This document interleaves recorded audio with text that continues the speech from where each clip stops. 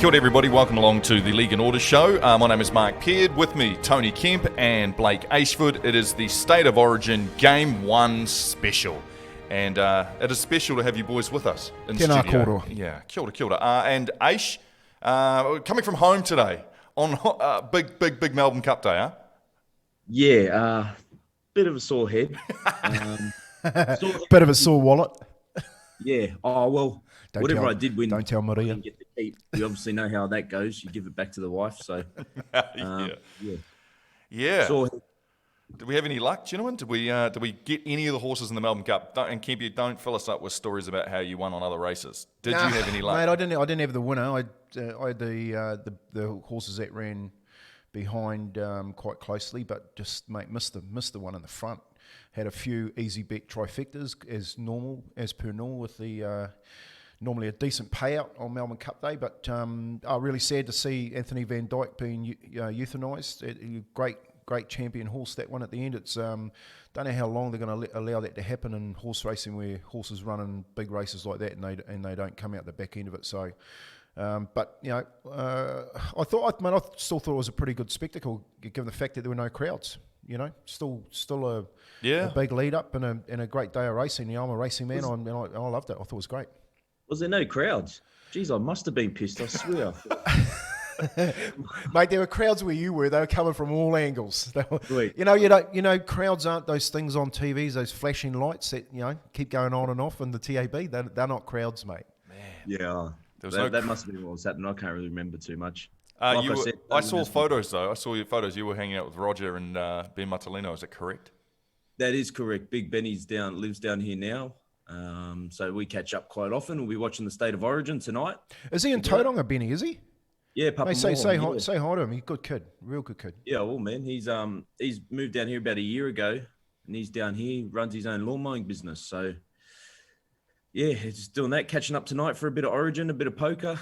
Nice, man. Hopefully the voice is back to normal by then. You are husky at best. I like it. I like this. It's steamy. Yeah. All right, let's talk about Origin then. That's what we're here for. It is Game 1 tonight. I actually don't know what time it kicks off. It'll be like 9:50 or something like that, right? And then I'll string it out, and it'll be around 10:30 before the actual ball gets kicked off. But I want to start off by talking about the top 5 most important positions in rugby league in 2020. I feel like we already know number 1 with the rule changes and how the teams are running. I feel like, Kempy, you gave us the heads up on that throughout the NRL season. And can we all be in agreement that the hooker is the number 1 most important position in rugby league in 2020? Yeah, look, I think so. I think it finished 1, 2, and 3. With Cameron Smith up there, Curacao, and of course Damian Cook. Okay, so we give hooker the number 1 spot. You're in agreement with that. You're just agreeing with everything today, aren't you, Blake? You're the shell of a man. He's got it. That was right. I still thought, Curacao was the best player in the comp at dummy half. Him and Cameron Smith, and it showed in the GF. Okay, so hooker at number 1. Number 2, what's the second most important position in rugby league in 2020? I think you got to go to fullback. Me personally, I think that's that guy at the back that's dictating both offense and defense is really really important. I think Roger sits up there at the top with Tedesco and a number of others like Pepperhausen, Trebojevic. You've got some great fullbacks running around the competition. So I could have split them 1, 2, and 3. I think at the moment, I think Pepperhausen, won the grand final, but you got Roger plays week in, week out, and James Tedesco has been the number 1 for about 3 or 4 years. Cool. So, Aish, you in agreement? Yep. Don't worry about the players at the moment, but the second most important position in rugby league in 2020 is the fullback. What about the third most important position in rugby league 2020? There's a reason for this too. This is where I get a bit, again, leave it with Kempy, but I'm sort of torn between the halves and the lock. So, because the lock does a lot of ball playing these days, and it takes a lot of the pressure off the halves when they need to shift the ball or they need to do things. And because a lot of the ball playing's done around the dummy half, I think the lock might be up there. But then again, what do you reckon, Kempy? I totally agree. I think the current status of the 13 jersey being used as a middleman is evolving back into the player that is a all-rounder. You look at Jake Trebojevic, the way that he can play at the line, he can thread through the line, if he needs to put a little kick through and so forth, and the amount of tackles they get through in the middle. I think it's going back that way. And I think that, if it was me and I was looking at a roster, and the lock would, you look at some of the great locks that have played, the Tawara Nikos, the Kevin Campions, and the likes that have done a really good job at Clubland. I think the number 13 is a key position. I would put him in front of the halves at the moment. Cool. And then the number 4th most important position in 2020 for rugby league would be? I think 6 and 7 are 4 and 5, to be brutally honest. You happy with that? Yep. 6 and 7? Okay. This is great. This is where we now turn to the rugby league NRL Origin, number 1, and we see the teams that are lining up. And we look over these numbers and these positions, and we say to ourselves, where does each of these players rank in the total power rankings of NRL players right now? And we'll look through those to begin with the most important hooker. So if we look at the Origin game tonight, and we look through both those teams, I'm just trying to bring up on my phone because it's too small for me to be able to see. The number 9's locked in. For the Blues, we've got Damian Cook. Where would we put Damian Cook or rank Damian Cook? Have I got that right? Damian Cook? I'd rank Damian in the top 3. I think he's a very, very good hooker. Got out of dummy half. He's growing into that role, and is a real handful. Apart from the Penrith hooker and the Melbourne hooker this year, and Smith and Caruso, I think Damian Cook is deserved of being in the top 3. And Jake Friend, if there was top 4, you'd put Jake Friend in top 4. He's been the captain of the Sydney City side. He's led them around the park, and spent plenty of times on the sideline this year. And I think a big reason why they finished down the table was because Jake Friend wasn't playing. Yeah, I wasn't too happy when, I don't know what Api Koroisau did wrong to not get in the team, whether he's committed to Fiji or I'm not too sure, but I really thought he would have been the New South Wales hooker. We spoke about him and Smith 1 and 2. I'd actually have Harry Grant for this season, the way he, we think about Tigers, right? We know they weren't that good of a team, but still hung around for most of the year. And I pin a lot of it on Harry Grant. And he couldn't he's in the Queensland squad, but I thought he was 3. And then I'd have Damian Cook at 4, Friend at 5. So I think the best hookers that could have been available, we could have seen Harry Grant versus Uppy. I think that would have been a lot better matchup. But I think Damian Cook's 4, Jake Friend's 5. Really? So that's quite incredible. So we're missing the top 2 hookers in the comp in State of Origin, in your opinion. And would you be the same there, Kemp? You mentioned Cook as number 3. Well, we're talking 2020. I think so, mate. I think the 2 best hookers played 1 and 2 in the grand final, without a doubt. And I think if Damian Cook, given their late surge to come back in that semi, they could have got there. So I think he's close. I think Harry Grant's a great player for the future. I think he's someone that could fill Cameron Smith's shoes. I haven't seen too many players that could fill his shoes as an all-rounder. Harry Grant looks like he's got the goods. He does the amount of... See, the thing with Cameron Smith is the amount of work he does off the ball. Yeah. Not that he gets the dummy half and he's directing traffic and he's making all those tackles. It's all the work where he goes from one side of the field to a saving tackle, where he gets to a break first and gets the first receiver. It's all that sort of stuff. So I tend to agree with the Harry Grant inclusion. I just think State of Origin time, obviously we got Cameron Smith making himself unavailable. Api Koroisau is Fijian, so he's not an Aussie. But that's another conversation throughout a number of players in this team. And I think in the hooking jerseys for the Maroons and Blue, I think it's a great start for game 1, having Damian Cook and Jake Friend there. I like it, which does mean that we would be giving New South Wales the first tick in the most important position, because we've all agreed that Damian Cook is a better hooker than Jake Friend. And that's Jake Friend, sorry. And that's fine. That's fine, because we're going to look through the second most important position, as we've established, which is the fullback. And the 2 fullbacks, well, I feel like there's a gulf in class between these 2, simply on the backs of what we've seen throughout the NRL season. But lining up for the New South Wales Blues is James Tedesco, and for the Maroons, AJ Brimson. Well, how many Wally Lewis medals has James Tedesco got? You know what I mean? Was that what they call the Player of the Day? Is it called the Wally Lewis medal or whatever they get? And James Tedesco, the current Aussie fullback, Grand final, New South Wales won 3 in a row for him up against AJ Brimson, who arguably finished the season as one of the top fullbacks. Came in mid-season to Gold Coast. Looks like he's got the goods. Look, he's not proven at this level. That's the question. If the Maroons are to go well tonight, AJ Brimson needs to have a Billy Slater type debut. You know what I mean? And which is completely possible. But if we look through the power rankings of what the current NRL fullback roster looks like, James Tedesco would either be 1 or 2, right? 100%. Yeah. And of course they haven't got the other boy, and there's Trebojevic. If Tedesco's out, you've got Trebojevic. If Trebojevic doesn't play, then you put in Peppenhausen. You know what I mean? So Brimson isn't in those top 3. So it's a clear light and day decision for number 1 here. And I think he can have one of those Slater performances just because he's so unpredictable. So you've only seen like short glimpses. I think he played for Australia in the World Nines comp last year or the year before. The well-respected World Nines comp. Yes. Yeah, the World Nines Cup or whatever it was, the World Cup of Nines. And he played for Australia there, and he's just got that bit of flair about him that, I mean, like you said, untested at this level, but what other way than just to get out there tonight and just throw the ball around and just see how you go. I think it's who pulled out? They got Val Holmes and that, none of them there. So so Val's out for another week. The only one they had. Yeah, well, what about Brimson? Where would you put him though? Aish, is he in the top 10 of the fullbacks? Is he top 5? Is he top 4? Top 3? Where would you put him?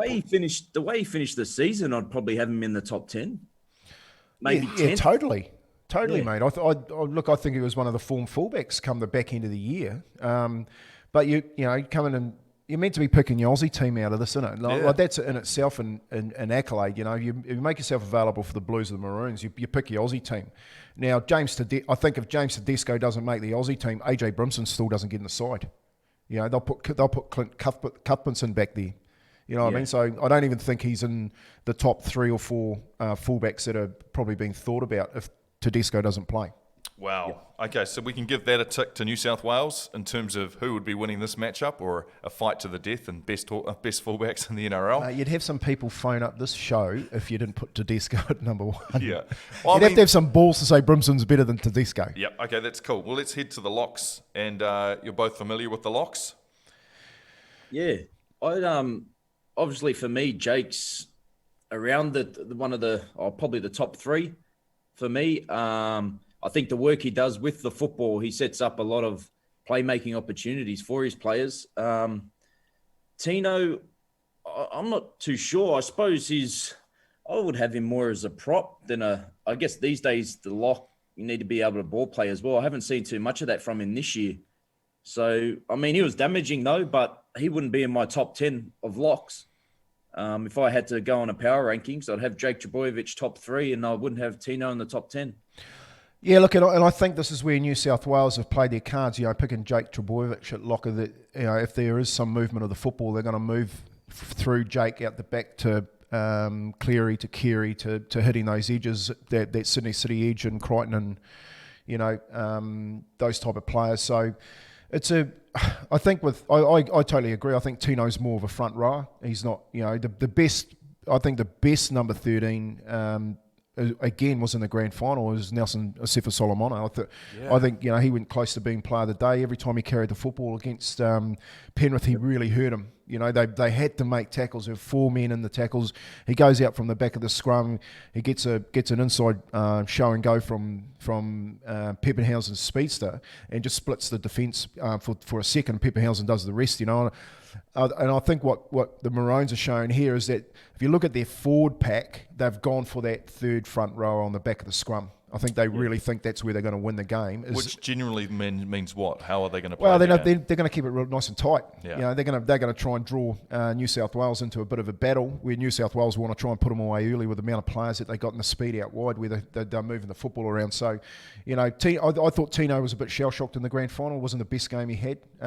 He's pretty lucky to make the 13, I thought, in the top 13. Me, personally, I would have gone for Jai Arrow. I would have put Jai Arrow on the back of the scrum. So, but Wayne Bennett and Mel Meninga got more idea than I have. Yeah, well, that's all. I don't know if they're, like you said, they're going to go with those three front rows. They might try and send a message up front because Jairo's on the bench. They might just try and play a power game for the first 10, 15, 20 minutes and then send Jairo on to, do some ball playing or something around the ruck. So and you got those games, before the game starts, so you might actually see Tino revert back to the bench because there's a massive. You look at the side, Josh Papali, Christian Welsh, Cohen Hess, Felicia Kaufusi, and Tino on the forward pack. They haven't got the size really on the bench, so you might see one of those guys drop back and Jairo start. Yep. All right, then moving through to the fourth most important position. I'm going to put the 6 in there, and that would mean that Luke Keary is taking on Cameron Munster. Luke Keary for New South Wales, Cameron Munster for the Maroons. Now, there was a distinct difference between, so far, there's been some real distance between the ranked players, but where are we putting the likes of a Luke Keary in the total NRL meltdown? Where would we put him? Where would we rank him in this position of 6? I'd have to be fourth, wouldn't he, for me? I think the best 6 is Jack White and playing in the centres this year. We're going on this year. I think Cameron Munster is an immortal in the making. I rank him really highly as a footballer, and I think if Queensland have the edge in the spine, it's Cameron Munster. Luke Keary's first game at Origin, has played Aussie. Got knocked out against New Zealand because the other team that's missing on the sheet is a New Zealand side. They'd beat both of them. But yeah, I just think that Luke Keary's probably 4. I think Cameron Munster's 1 or 2. And for me, when I look at their sides, this is where if Cameron Munster steps up tonight, I think they goes a long way helping the Maroons win the first one. Yeah, for me, you got the 3 best number 6s playing in both teams, and you mentioned a Munster, Keary, and Whiten. I'd have Whiten 1, Munster 2, and Keary 3 going on this year. Be interesting to see how Munster backs up from 8-day bender, but and the cup. When he got called in and he wanted an extra 48 hours, yeah, mate. From Big Mal to just go to Byron Bay. Oh, I got some respect for him. I'll tell you what. Call him Big Mal to ask for 48 hours. That takes balls in itself. He's showing leadership already. I think there's so many photos that were out on the internet of the team photo, and Munster's eyes looked like he was sunken in. He was just like, oh God, save me. He's ahead in the footy and the drinking and the fun and the off-field department. So I'd give a big tick to Munster. Man, that's our first tick going the Maroons' way. For Origin tonight. We've given that Queensland's got the better number 6. Okay, let's move on to 7 then. We've got Nathan Cleary for the Blues matched up against Daly Cherry Evans, and where are we thinking the tick goes for that? Oh, well, Daly Cherry Evans had a shit every year, hasn't he? I think with Tom Trebojevic out, he's really, really missed the bloke at the back in that Manly side. They played a hell of a lot like the Warriors have played over the last few years with Sean Johnson. He's hot and cold, shows up 1 week, misses 4 weeks. And the other guy in the 7, Nathan Cleary's been the outstanding half of the competition. So, look, I don't even think Daly Cherry Evans this year is anywhere in the top 5 halfbacks in the comp. I think Nathan Cleary finishes in the number 1 position. Even though our young Melbourne halfback, Kiwi halfback, played pretty well, but Nathan Cleary 17 games in a row leading that side around. He's a goal kicker. Seems to be getting better and better as time goes on. The only question mark for me tonight is whether or not he's got that hangover from the grand final, because whether people like to say it or not, it'll be playing on his mind. He'll be thinking, shit, if I go out and my first step up after the grand finals at Origin, I have a shit game. Do they keep faith in me, or do they go somewhere else? Because if they lose tonight, the Blues, I'm telling you now, he find it very hard to stick with his half. He'd go, because Fittler would go, shit, that's 2 in a row, mate. I need someone who's going to actually win us the second game. Yeah. So a lot of pressure on that man Cleary tonight. We're going to see what sort of character he's got. I just think Daly Cherry Evans with a captain, and the game set up for him tonight. He's not going to have to do a hell of a lot except get that kicking game right. And he's got a decent kicking game. And I don't know, this might be me, but it just feels like the game plan that they're putting with that big mongrel forward pack, it's just and keeping it tight, that suits Daly Cherry Evans rather than a free-flowing kind of more expansive game though, right? Well, he threw an intercept pass, Cleary. Yeah. You know what I mean? There'll be so many little bits and playing on his mind at the moment where Cherry Evans and Mel and Wayne Bennett, those three would be sitting down as a brains trust saying, look, this is the type of game that I want you to play tonight. He's going to sit back, he's going to set his forwards forward and set them up on the football field and get that big kicking game of his going. And that's how they think they're going to win it. Cleary and Fittler and John, imagine having Fittler and Johns as your coaches. Oh. Mate, they'd be saying, mate, caution to the wind, just throw it, let's go, And Cleary would be like, what happens if I throw another intercept pass, you know what I mean? And it's going to be touch and go. Well, you'd be wanting as Cleary to try and get the ball to Jack Whiten because, like you just said, they're going to keep it in the middle Queensland. Like if you look at the Queensland backline, none of these players, probably besides Gagai. Oh, don't say Gagai. That's his favourite. I don't know why Gagai's an Origin player. Mate, the best Origin player for the last 4 years. I know he does well for them, but I just don't know how. I don't know. He just doesn't stand out as a player where you're like, we've got to have him in an Origin team. When you look through the rosters for every NRL club, is Dane Gagai really deserving of a starting spot in the Queensland side? He would be on the wing if they had their proper centres, and I can't think off the top of my head, but I know he's been on the wing the last couple of years, and he's won. I think he's scored almost every Origin he's played. Yeah, Mick Morgan would be in the centres. I don't think they're going to get the ball out to them. That's why Daly Cherry Evans has got a pretty simple job tonight. Like Kempy just said, put the boot to ball, get some ground, maybe find touch, wear it down. But I have to give the nod to Cleary just because he almost got Dalian Player of the Year. Yeah. Ahead of Jack Whiten, and he took, like you said, 17 games in a row, took him to that grand final, just fell short, but he's clear and far ahead of Daly Cherry Evans in 2020. Right, okay, well then think of it this way. What is their halves? What are they driving here? If you're thinking of Daly Cherry Evans and he's driving that forward pack, he's driving a tractor, right? A good, sturdy, beastly tractor through the mud. A Ferguson. Big, massive Ferguson tractor just tromping it up the field.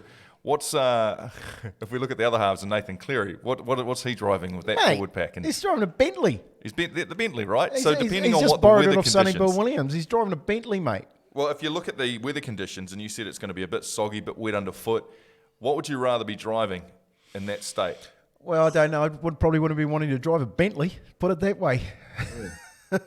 Look, the weather forecast for the game tonight is it's meant to be fine by the time kickoff comes around, but there's plenty of rain down in Adelaide at the moment, which is going to set it up for a bit of a wet football and a bit of a slippery surface. It's going to take a little bit of sting out of the ground, so you're not going to have firm. You look at your edges. We're at O'Carr.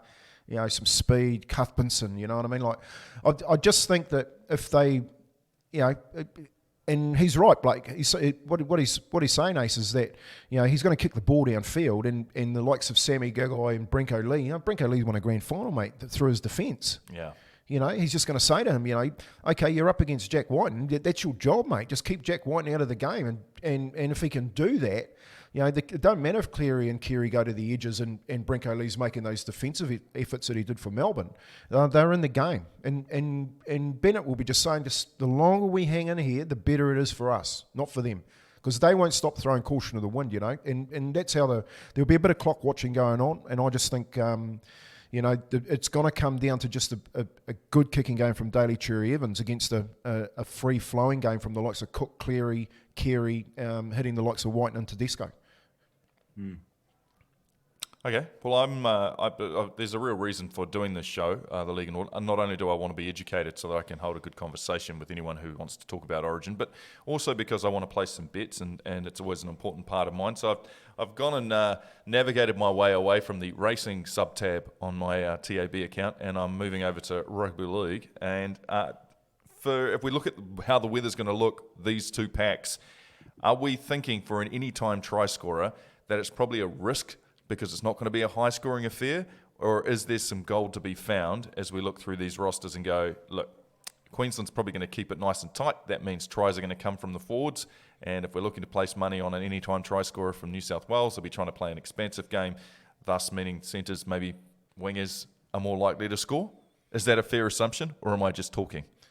Well, I don't know give me what Ace is thinking, but look, I think, anytime scoring's Tedesco's a big chance, isn't he? Damian Cook through the middle of the ruck, who plays 80 minutes against some big forwards that are going to be tired, and he might find Tedesco again. I think Tedesco Cook definitely a chance, and I think Tupou's a chance too from a kick. I hate tries from kicks, but I just think Tupou's a chance from a kick. So if I was having any time, those would basically be my three: Tedesco, Tupou, and Cook. Mark, you don't want to hear mine. Go on. You're going to say it. He's going to go for Capewell coming off the bench, scoring at 25-1. The man who has scored 11 tries from 11 origins. Origins. Dane Gagai. You're a fucking... All right. Dane Gagai, just so you're aware, is the highest out of the ones that we've all suggested. Mate, he's so a far. winger. He's What's a he winger paying? origin. Won't pass the ball It's when he gets it, and he's up against Gutherson. No, Guthie can't tackle. That's $2. He's paying $2 to get over anytime try scorer Dane Gagai. Tupou is $1.67. James Tedesco $1.91. And who was the other person you said? Cook. Damian Cook. Let me find Damian What Cook. about Big Pup? $4.33. Anytime try scorer. Mate, Damian Cook scores a try tonight for sure. I think Big Puppy might get across. We said they're going to play through the middle, Queensland. I think Papali's been the best front rower in the comp. Going to be hard to stop. When you look at the matchup of the game, what really strikes me is the grand final winners. You got Brinko Lee, who nullifies Jack Whiten. Yeah, you got Cameron Munster, who's over the top of Luke Keary. You got Felice Kafusi, who I reckon's the better back rower defensively than Cordner and Frizzell. And then those big front rowers, Christian Welsh won a grand final up against Daniel Savidi, Josh Papali, the best in the comp, up against Joseph Paulo. I just think the teams, although the back line looks pretty average compared to New South Wales, is a lot closer than what people are making it. I think they're a definite chance, Queensland, tonight. I agree. I just look at the bench, though. When you look at that bench and you've got Angus Crichton, who comes on and was enormous for the Roosters. You got Cameron Murray, who in any other team would be starting, and then you have Payne Haas coming on. Yeah, but what about what happens when they're down and they're chasing 8 points and they bring Cody Walker on and he then has to be the game changer. You know what I mean? That's an unknown. Yep. Whereas I think if you look on the other side with Ben Hunt, that he's going to have to do some time for Jake Friend. Jai Arrow, Jaden Sewer and Kurt Capewell, who's used to coming off the bench, 9 times this year for Penrith, basically played in the back row. I just think it's set up for a real tight match. Is Lindsay Collins not playing? Lindsay Collins is on the bench as well. So that's I just think that you're right. New South Wales have every chance of just taking it out, and they're going to try and get points on the board early and run away with it. But if they don't, mate, I just think the way that the weather is and the Maroons, if they can hang in there, I think they'll set it up for a real tight match. And you've got it saying if they win game one, mate, they'll win the last one. They'll win the last one, hands down. Hands down. Well. True Kiwi.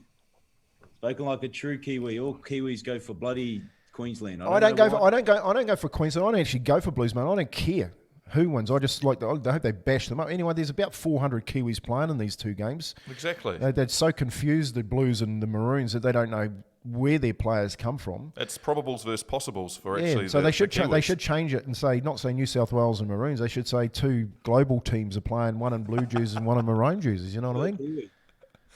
Oh, blessings. All right, that's us. Thank you so much, guys. Looking through, the tips that we're giving in terms of anytime try scorer, we've got Daniel Tupou. He's paying $1.67. Dane Gagai at $2. Josh Papali at $6.50. And James Tedesco at $1.91. And don't forget Damian Cook, $4. Oh, yeah, Damian Cook at $4.33. That's why you'd go and back it, because he forgot. He forgot. That's always a good sign. It worked for me. Great. That was the one horse that I forgot and didn't ring any bells that ended up winning the Melbourne Cup. Well done. Enjoy Rugby League. Enjoy Origin 1. And finally, off the fence, both you, who wins it? Number 1. I'm going Maroons. Blues 1-12. You're always going Blues, mate. You said the Tigers would make the 8-2. Jesus, get off the fence. Yeah. All right, team. Ka kite ana. Enjoy your league.